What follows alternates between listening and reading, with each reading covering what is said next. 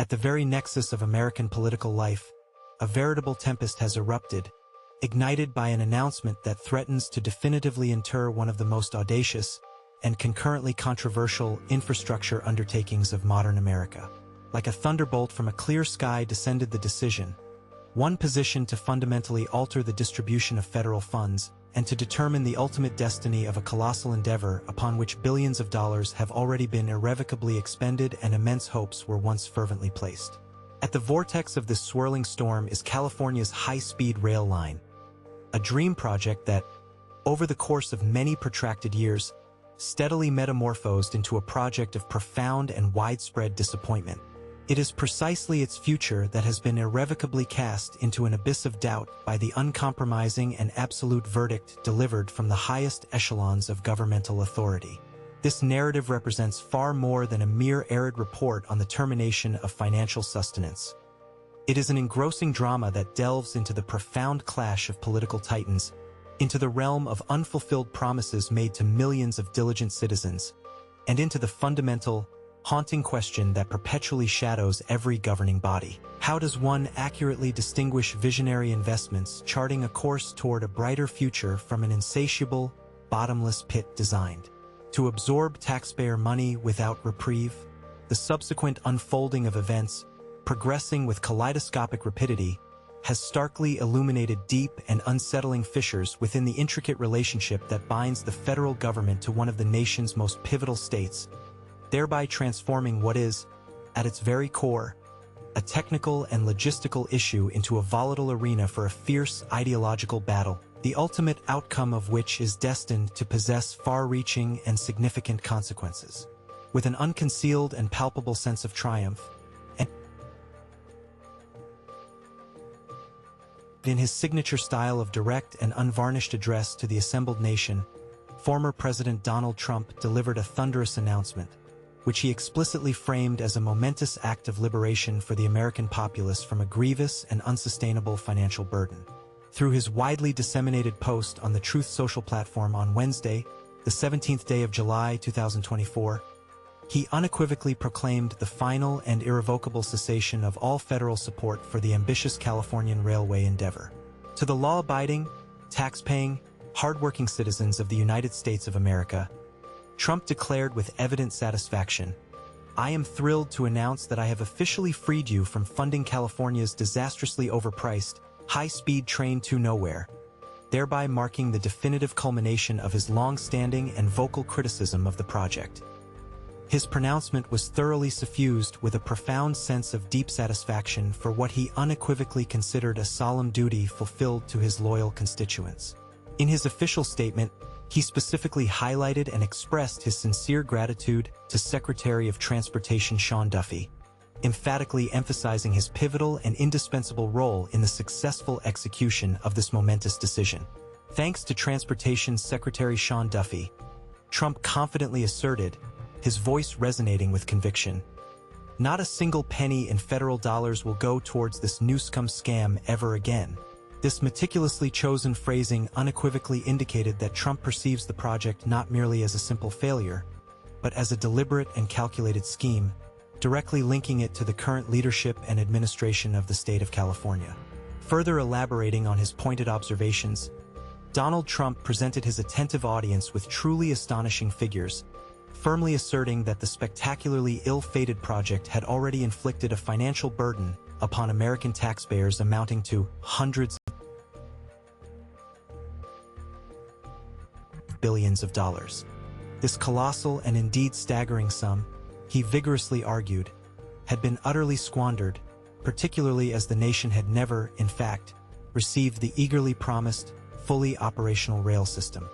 His powerful rhetoric painted a vivid and unflattering picture of monumental mismanagement and profoundly shattered hopes for progress. The railroad we were promised still does not exist, and, quite frankly, never will.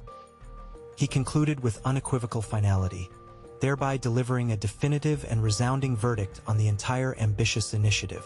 These pronouncements were not merely a form of criticism.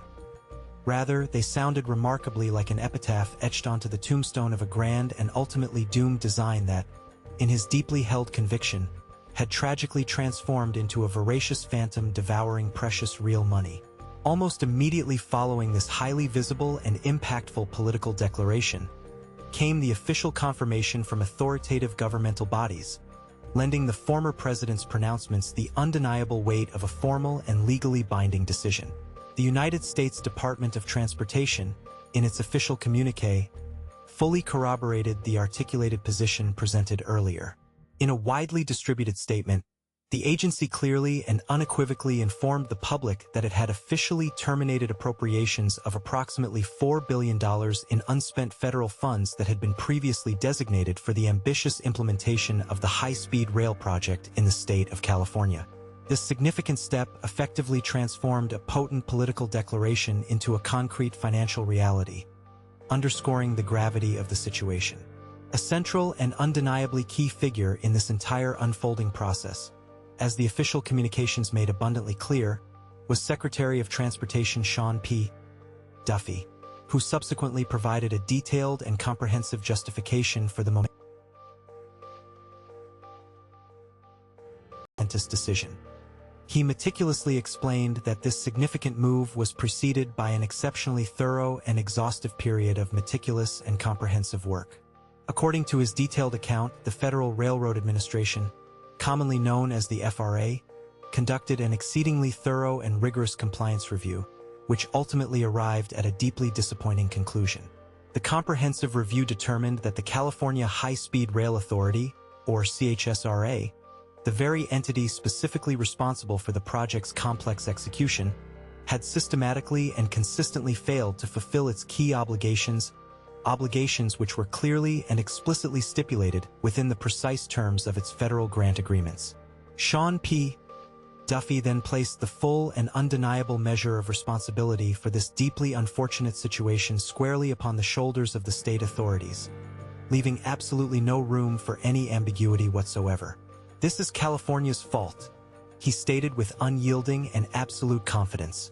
"Governor Newsom and the complicit Democrats have enabled this waste for years." His words sounded like a direct and damning accusation of profound political indulgence and egregious financial irresponsibility. The Secretary specifically and emphatically emphasized that federal appropriations are most certainly not a carte blanche or an inexhaustible, unlimited source of funding. "Federal dollars are not a blank check," he continued with firm resolve. "They come with a promise to deliver results." In his considered view, it was this fundamental and essential condition that had been so grievously breached by the Californian side. After over a decade of failures, concluded United States Transportation Secretary Sean P. Duffy with stark finality, CHSRA's mismanagement and incompetence has proven it cannot build its train to nowhere on time or on budget. To truly comprehend the immense magnitude of what has unfolded and the profound depth of the dissatisfaction voiced by those who have scrutinized its progress, it is imperative that we journey back in time, to the very inception of this once ambitious and sprawling undertaking. The narrative commenced in the year 2008, a pivotal moment when the electorate of the esteemed state of California gave their decisive approval to a monumental bond measure amounting to $10 billion. These critically important funds were specifically earmarked to function as the foundational capital, the essential seed money, for the ambitious construction of an unparalleled, state-of-the-art high-speed rail system. The initial vision that captivated imaginations was nothing short of breathtaking. The envisioned steel artery, a symbol of progress and connectivity, was meticulously planned to seamlessly link the state's two most populous and economically vital metropolitan areas, namely the vibrant city of San Francisco and the sprawling metropolis of Los Angeles.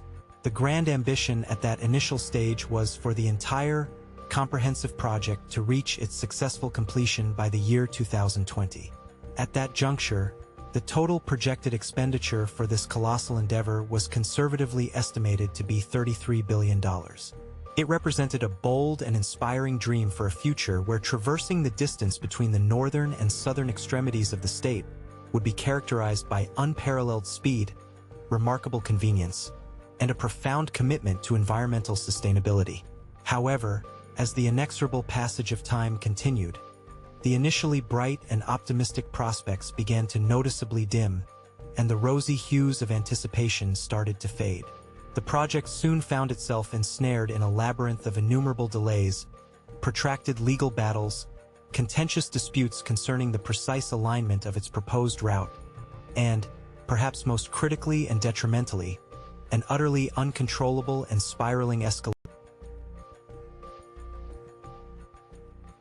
Undergone a drastic and significant curtailment.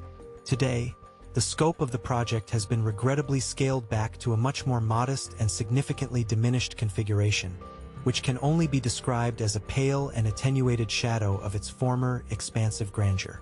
Instead of the originally conceived and vital trunk line that was intended to serve as the primary connective tissue linking the state's most crucial economic hubs, the current focus has been narrowed to the construction of a single segment, a mere 171 miles in length.